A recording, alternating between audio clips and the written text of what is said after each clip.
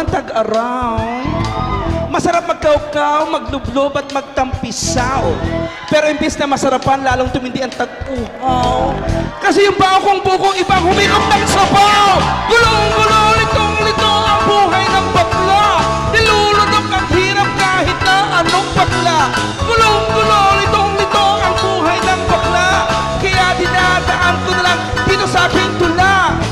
Ito ang kwento, syempre nga, tag-init. Nagpunta ako dito, may mga boylet akong bitbit. Aba, sa isang kisap mata, naligat lang ako saglit. Yung isang kasama kong bagets, iba ang nakabingwit. Naku ko nga yung isa, pero buti sinama ko 5. Kaya okay pa rin naman, may 4 pang natitira. At nung gabi na, excited na akong mahiga. Pero nung nagkalasingan na, aba, nawala silang bigla.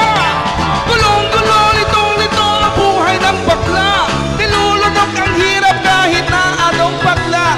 Gulong-gulo, litong-lito ang buhay ng bakla. Kaya dinadaan ko na lang dito sa aking tula. Ang hilig ko pa naman sa seafoods, mga hito at dalang. Kaya kahit simot na ang pera ko, wala akong palag. Ako ang bangka sa gastusan, pero sa iba sila naglayag. Hindi man nila ako tinira kahit katiting na habag. Wala silang awa, di ba lang ako nakahataw.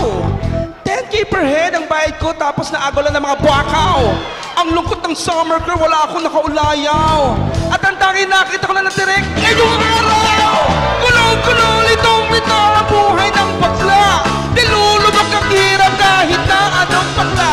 Gulong-gulo, litong-lito ang buhay ng bakla. Kaya inadaan ko na dito sa aking tula. Ang mga buwakaw na yan! Ang mga buwakaw! Nakakalorgi! Ay! Ay! Ay! Mga buwakaw! Hay!